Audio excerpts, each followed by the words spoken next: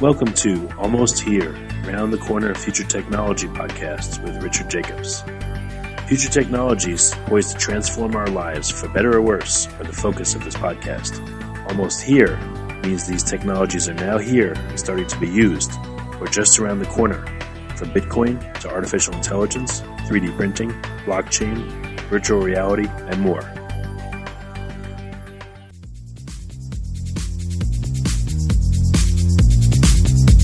Coming to Dallas, Texas, September 14th, 15th, and 16th, 2018, the Blockchain and Future Tech Expo. This is going to be a gigantic conference of over 5,000 people. We're going to be talking about blockchain and its applications. We're going to be talking about quantum computing, cybersecurity, artificial intelligence, and several other future technologies that are poised to and actually changing our lives as we speak. Here's why you should attend.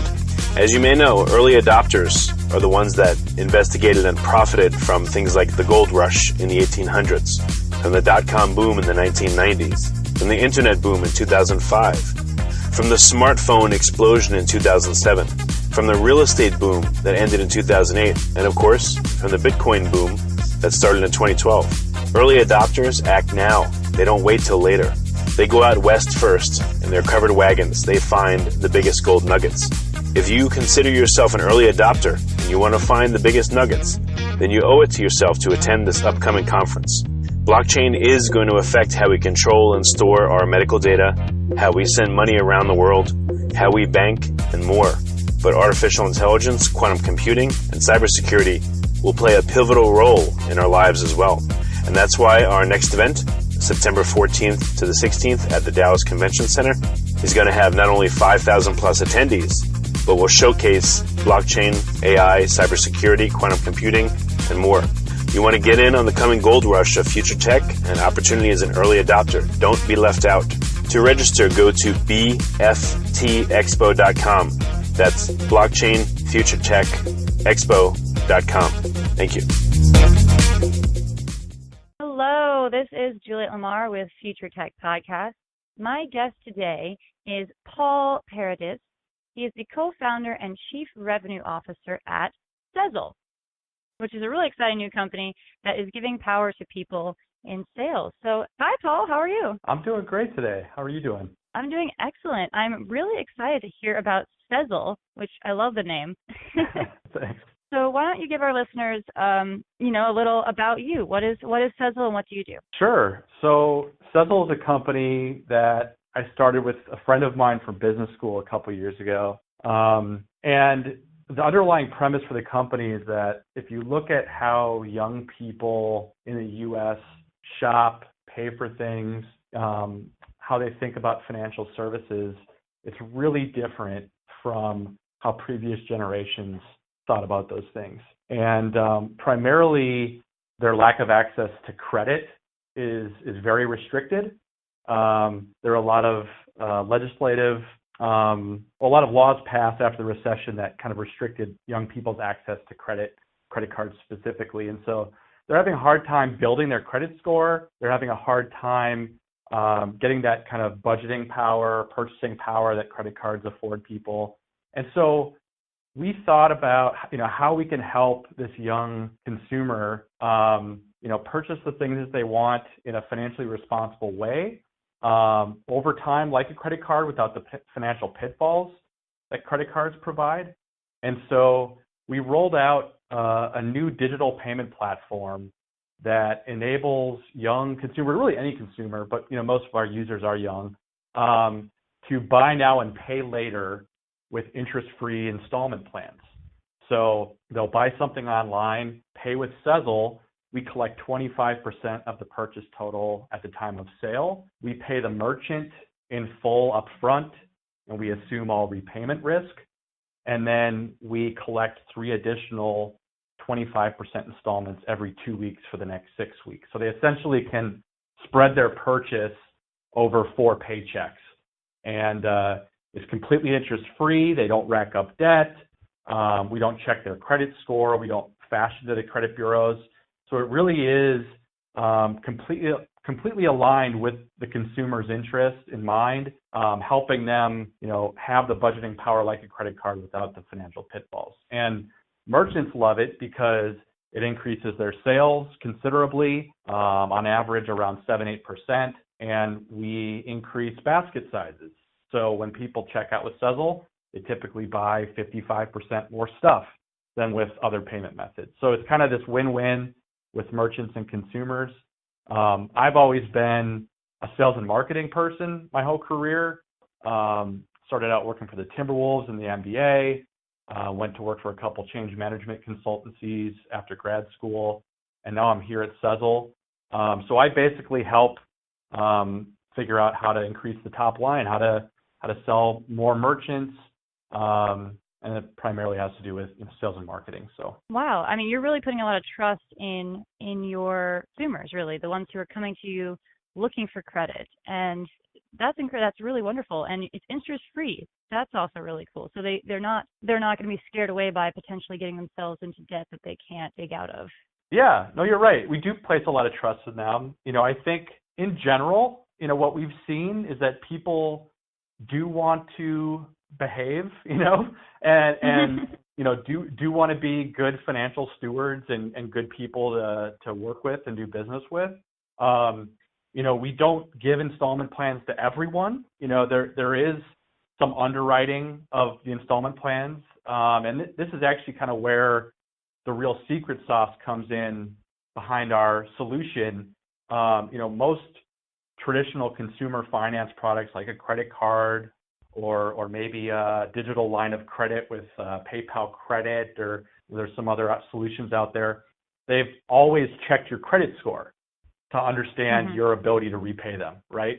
But if you look at young people today, they have terrible credit scores, and it's primarily because the primary factor with your credit score is your credit history. And so young people just haven't been able to build that history yet. So we do something really kind of cutting edge. Similar to Venmo or PayPal, when you use Sezzle the first time, you attach your bank account to your Sezzle account. And that not only allows us to collect those installments, but in real time at the point of sale, we actually analyze your cash flow history by looking at your bank statements. And we've built this algorithm that does it, in seconds. And then we make a credit decision. It allows us to approve, upwards of 70% of applicants, whereas most consumer financing solutions approve 20 to 30%.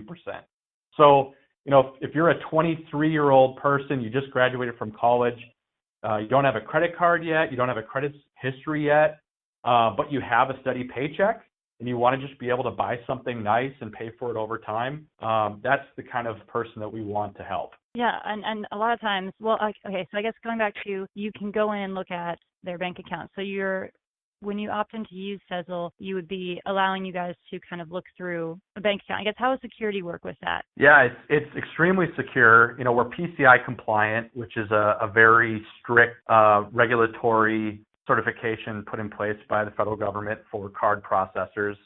We have high security data vaults that are tokenized.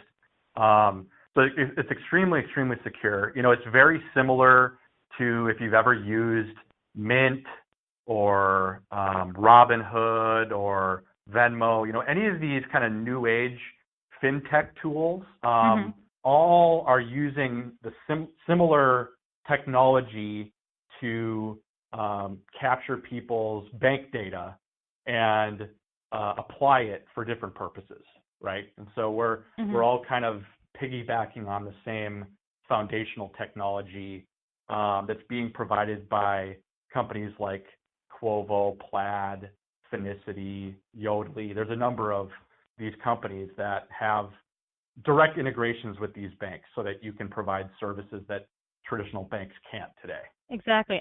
So when you go in and you're looking at, I loved your analogy of the 23-year-old who has a steady job, but no one's giving them credit because they don't have any history. So, and then, it's a big catch-22.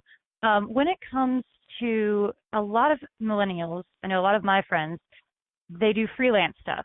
So how far back do you look? Like, if someone is a freelancer and they have big chunks of things coming in at sporadic times, but, they're always paying their bills, they're on top of it, how does that work into your company and your business? Yeah, I mean, we look as far back as we can. Typically we're limited to, 6 to 9 months of Hmm.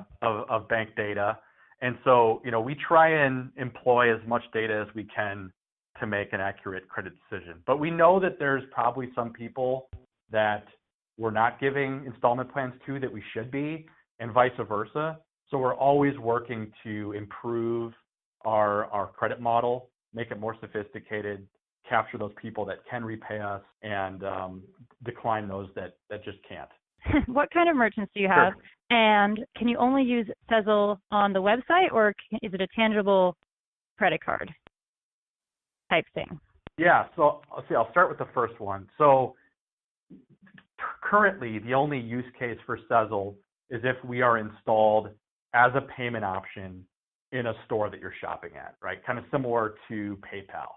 So we get installed as another payment method on a store. When you're checking out, all the payment methods are listed: credit card, debit card, PayPal, whatever it might be, and we're listed right alongside those options in that store. Our merchants promote us to their shoppers by installing a little JavaScript widget that we install on every product page. So when you're shopping, let's say you're shopping for a $100 jacket, right underneath the $100 price point, it'll say, or 4 interest-free payments of $25 with Sezzle. And if you click that, it'll open a light box that educates the shopper how Sezzle works. And that's kind of how they get the word out. And that's really what drives the lift in conversion and spend, is because now while they're shopping, they know, oh, I don't have to pay $100 today. I only have to pay $25 and spread it over time. So that's how consumers engage with our platform. Right now, we're working with probably right around 500 online stores, primarily in fashion and apparel. We do have some electronic stores, some cosmetic stores, health and beauty. But really, the stores we want to work with are stores that have an average order value, let's say between $50 and $1,000, and have a strong young consumer base. Because any purchase that is big enough that you want to split it up over 6 weeks, but not so big that you're going to have trouble paying it back in 6 weeks. Does that make sense? Mm-hmm. Of course. So it's a little right around 500 merchants. Most of them are kind of small and mid-sized retailers, but our plan is, provide value, show that this platform works, and start to work with larger and larger stores that might want to attract that same audience, that might want to provide additional payment options to their customers. Great. So it's all within your phone or an app on your computer. No actual tangible credit cards yet. I could see that in your future potentially. Yeah.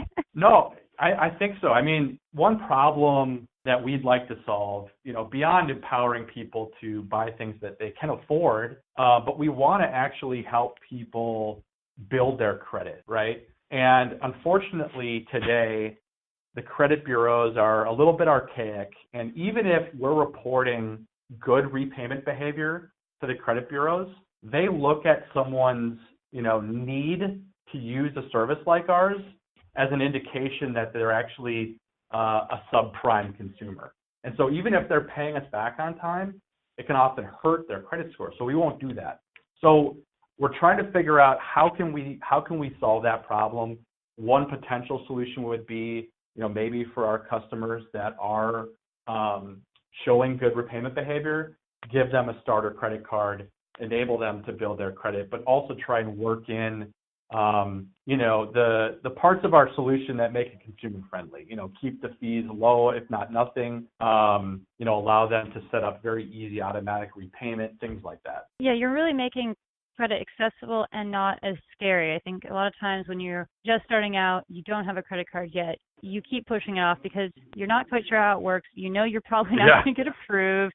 You just don't want to deal with the headaches, and you're like, do I really need credit? And then you get down the line and you're like trying to buy a car or a house, and Right. and you're 30 and you have to have co-signers, and it becomes this whole thing simply because credit is this big bad boogeyman that, people don't quite know how to grasp it. Yeah. So I love that your service is making it accessible. Yeah, I do too. And I think there definitely does need to be some education that goes alongside of it.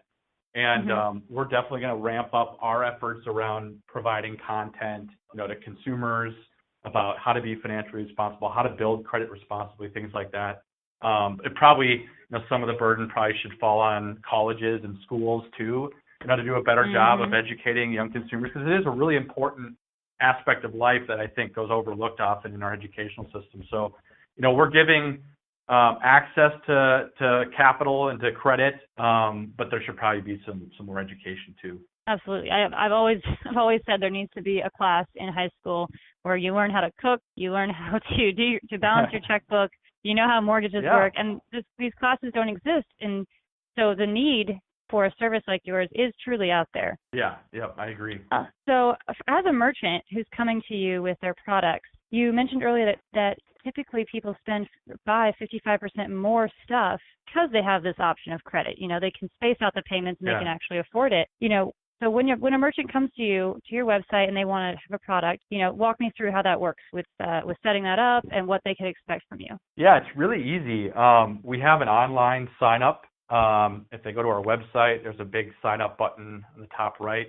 If they click on that, we'll walk them through a very short kind of online sign up process, just a couple of pages, asking for basic information about their company and a principal of the company, kind of required information by the federal government. And then once we review their application, we'll make sure that they're a legitimate business, that they're the right fit for our platform.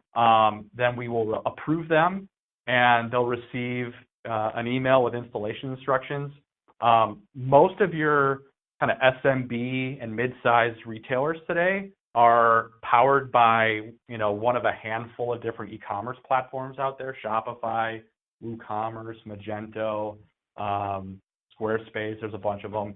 So we have integrations with all of those popular e-commerce platforms, so they can literally get up and going in like a couple hours.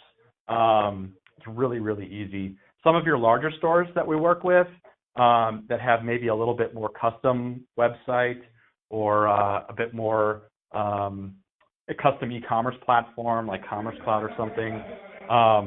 It is a little bit longer of integration, maybe a couple weeks to a couple months. It really depends on how much testing they want to do and all that. But overall, it's a very seamless process for the vast majority of our merchant customers. Yeah, I don't quite see a downside yet, which is great. On the flip side, when a young adult comes to you, or an adult, or whoever is interested comes to you, how easy is it for them to sign up for a Sezzle account? Yeah, that's also really easy. People can sign up for an account on our website. That's not the typical use case. Typically what will happen is a consumer will be shopping on a store that they like. They'll see Sezzle listed as a payment method, or they'll see it on a product page, and then they'll select us in checkout as the payment method. If they're a new user to the system, we take them through a very short sign up during the checkout process, similar to PayPal. So we'll ask for their mobile number, which is essentially their username with Sezzle. They have to create a 4-digit PIN. We secure it with an SMS text, one-time password that people are probably getting pretty familiar with. We then have them link their bank account. So they'll select their bank, they'll search for it in a list of banks, they'll log into their bank using their existing bank credentials. The connection to the bank can take anywhere from a couple seconds to a minute, depending on, if they have multi-factor authentication, depending on how technologically advanced their bank is. But the whole sign-up process in checkout takes, roughly 1 to 2 minutes. So it's really fast. That we give them an instant decision on whether or not they get the installment plan. They complete the order, and then they're sent back to the merchant's checkout so they can see their receipt. So it's very, very easy. Subsequent checkouts, once they've created an account, are just seconds. It's just phone number, PIN, done. As long as they've been a good actor and repaid us on time, We don't make them go through that whole, underwriting process again. So it's really, really fast. And the cool thing is, now what we're seeing is a lot of shoppers will see us on a store, they'll try us, they'll really like it, and then they'll go to our website to find where else they can shop with Sezzle. And we have a store directory on our website that's searchable, it's categorized by product category, and so people are now kind of coming there to see where else they can shop. And so for these merchants, now we're driving, sales their way that they otherwise wouldn't have gotten, just for the fact that they have Sezzle offered as a payment option. So it's really cool. Yeah, absolutely. It's you're going both ways. You really are helping both sides of the coin here. Mhm. Yeah. So what is, you've worked at this company, it's been around for a little bit. What have you learned? I mean, what is something that you've learned by working with Sezzle? Oh boy, that's a good question. I've learned a lot. I mean, I'm new to the payments industry, so I've I've become a quote unquote payments expert in a couple of years. There's a lot to learn there. I think the one thing I learned more than anything is that the consumer drives everything, right? So when we started this company, we actually had a different problem and solution in mind that we wanted to go after, and quickly realized that there wasn't enough of an incentive or value proposition to the consumer. There was a really big one for the merchant, but not a big enough one for the consumer. And so when we launched that product, we were able to have great conversation with merchants, but we weren't getting a ton of adoption from consumers. And then when you try and scale that business, and merchants are asking, well, what's the user experience like? What are your user numbers?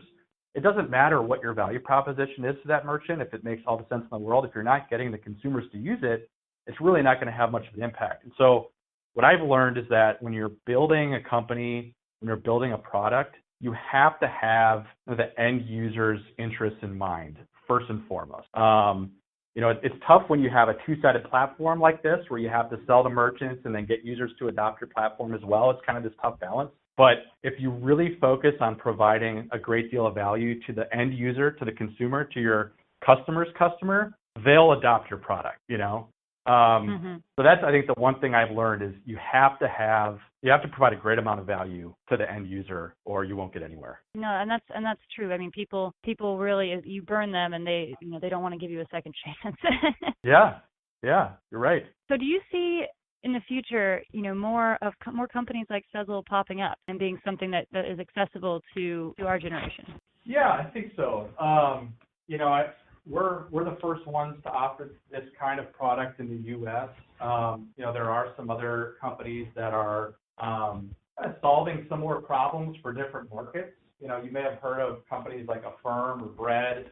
They're offering installment loans for much larger purchases, and my guess is they'll probably continue to expand their product offering to go after, different purchases, different purchases that people need credit or capital for, whether it's like auto loans, home loans, whatever it might be. So I do think, if you look at the statistics and data around, what young consumers want, they want a card-free way to pay. They want something that won't get them into financial trouble. They want something that doesn't judge them on their ability to repay on a simple number that's developed decades ago.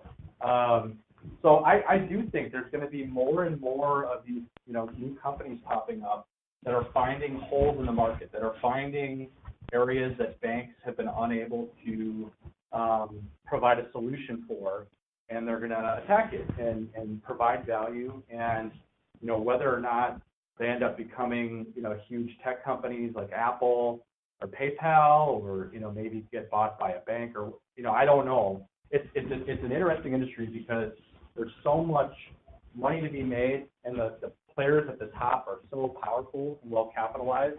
They oftentimes won't let a startup company make it too far before they'll acquire them, or try and replicate what they've done. And So it's going to be, I think, a really interesting next 5-10 years as fintech evolves, as e-commerce evolves. There's all these trends, moving physical to online, or direct-to-consumer trends. These big box retailers kind of getting disintermediated, and all the brands going direct-to-consumer on their own websites.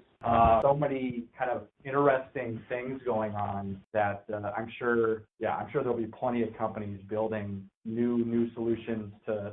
Well, that is absolutely fantastic. Paul Paradis, thank you so much for joining us today and telling us all about Sezzle. I think we should all go and sign up for our own little cards now. Yeah, please do. Thank you. Of course. This has been Juliet Lamar with Future Tech Podcast. Thanks for tuning in. Coming to Dallas, Texas, September 14th, 15th, and 16th, 2018, the Blockchain and Future Tech Expo. This is going to be a gigantic conference of over 5,000 people. We're going to be talking about blockchain and its applications. We're going to be talking about quantum computing, cybersecurity, artificial intelligence, and several other future technologies that are poised to and actually changing our lives as we speak. Here's why you should attend. As you may know, early adopters are the ones that investigated and profited from things like the gold rush in the 1800s, from the dot-com boom in the 1990s, from the internet boom in 2005, from the smartphone explosion in 2007, from the real estate boom that ended in 2008, and of course, from the Bitcoin boom that started in 2012. Early adopters act now. They don't wait till later. They go out west first. In their covered wagons, they find the biggest gold nuggets.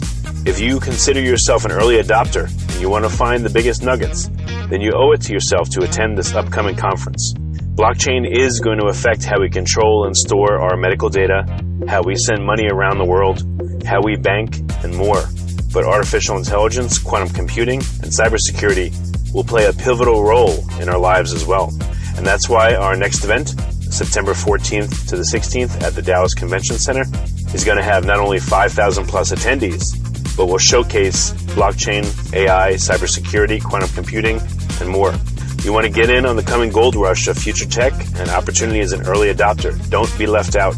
To register, go to bftexpo.com. That's blockchainfuturetechexpo.com. Thank you. You have been listening to Almost Here, Around the Corner Future Technology podcast with Richard Jacobs. Subscribe to this podcast, post a review to discover more future technologies that are poised to transform our lives for better or worse, such as Bitcoin, artificial intelligence, 3D printing, blockchain, virtual reality, and more.